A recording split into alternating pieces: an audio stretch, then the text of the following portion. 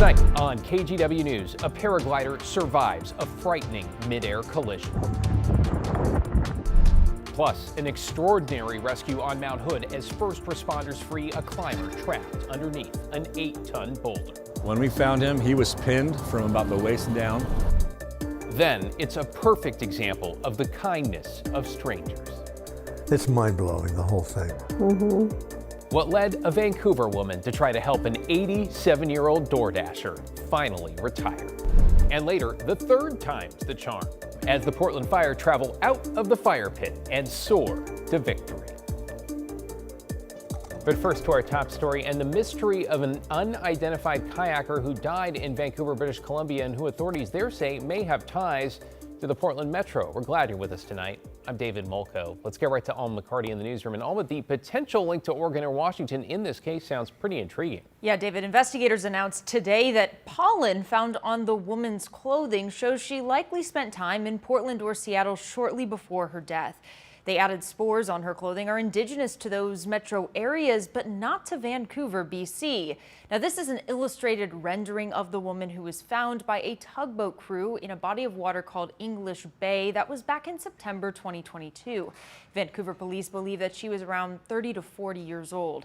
She was found next to an inflatable kayak, candy, insulin, and a backpack, but no ID. Although the woman was alive when the tugboat crew pulled her out of the water, she died at the hospital shortly after. Investigators did extensive searches at the time to try to find out who she is and to locate her family, but with no success. On Monday, the Vancouver Police Department released a video ahead of a wider public appeal in the U.S. Here we are today thinking, you know what, we need the public's help. It's a humanitarian effort to identify this young lady and have her loved ones, aware of what's happened. As far as we know, no one in the world has come forward to, voice their concern that their loved one is missing. VPD says that they will be holding a news conference in Seattle tomorrow to answer questions about the case.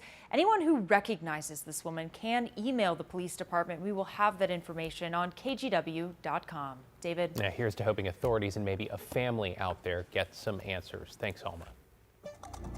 Well, new video tonight shows a rescue underway to save a climber pinned by a 16,000-pound boulder that's 8 tons on the slopes of Mount Hood. You can see crews trying to put tools in place, including airbags and hydraulic cylinders, to carefully lift this golf cart-sized rock off the man who was apparently trapped from the waist down. This all happened Sunday morning when the climber stepped off the trail to let other people pass and accidentally started a slide. Once crews got to him, it took them about an hour to free him and get him off the mountain. Talk about teamwork there.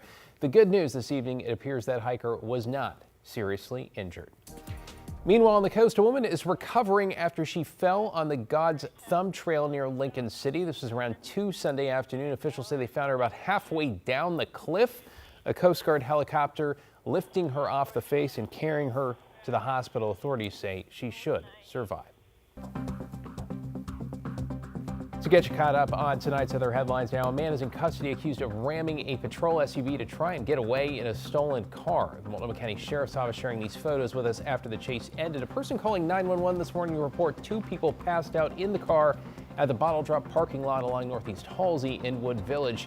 Deputies say they tried to block in the stolen car, but the driver took off, ramming a patrol vehicle and several other cars. They eventually used a pit maneuver to stop the car from getting on I-84. 23-year-old Angel Bordage is now in custody along with a woman who was in the passenger seat. New tonight, 7 people have been displaced after a house fire in Aloha. This sparked just after 7 this evening near Southwest 170th and Farmington. Crews say flames were shooting out of the 1st and 2nd floors of the house. When they got there, a team had to use special equipment to keep the 2nd story from collapsing. Everyone got out safely. No word yet on the cause. And workers in Fairview had to evacuate this morning after an ammonia leak at a fruit processing plant. Gresham Fire says it happened at Townsend Farms. They process and package fresh and frozen berries.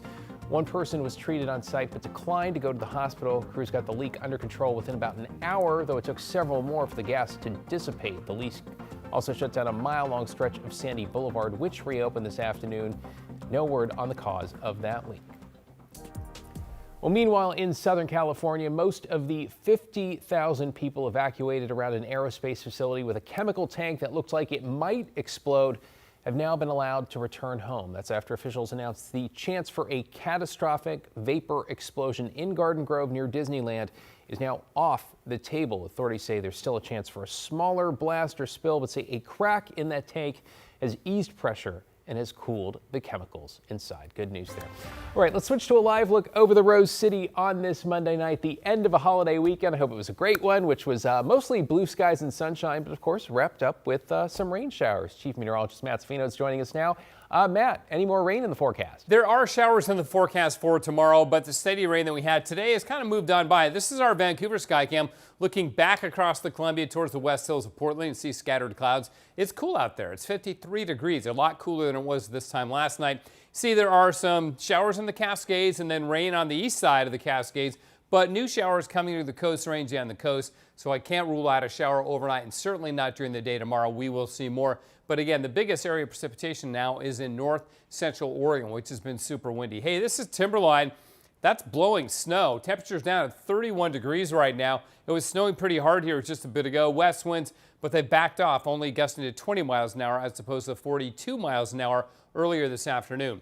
Our rainfall anywhere between 0.13 of an inch and 0.3 of an inch down in Aurora. So it wasn't a massive soaker, but it's been a dry May. So any rain that we've got at all is certainly helpful. The week ahead, we get sun and showers tomorrow. Then we dry it out again for Wednesday and Thursday, and a few more showers on Friday. But David, I think you're going to like what follows after that. Oh, looking forward to hearing about that. Thanks, Matt.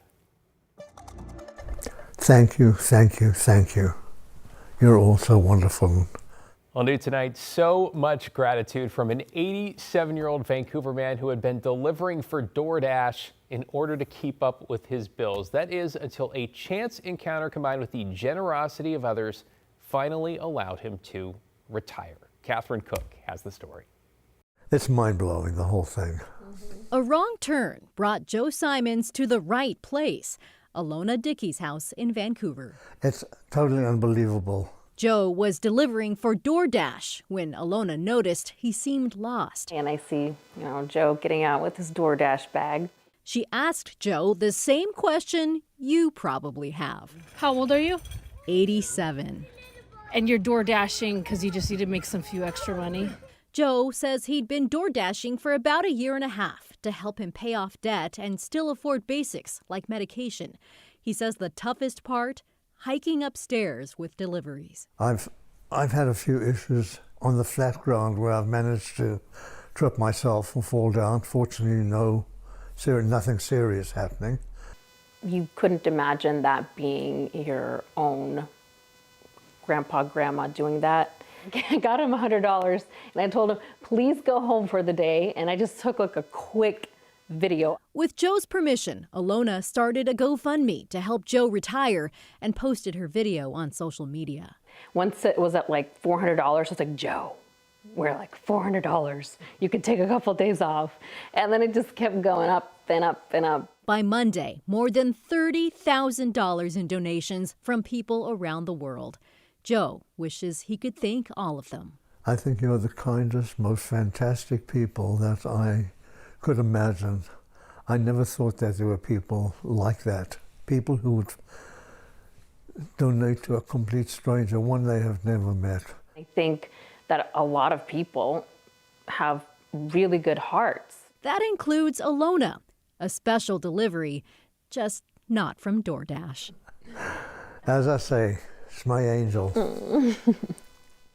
A lot of people might have done nothing, just looked the other way, and she did something. She did everything for this wonderful guy. And Joe says another bonus here, if he needs to buy a pair of shoes, he can buy a pair of shoes. He doesn't have to think about whether or not he'll be able to afford simple things like that.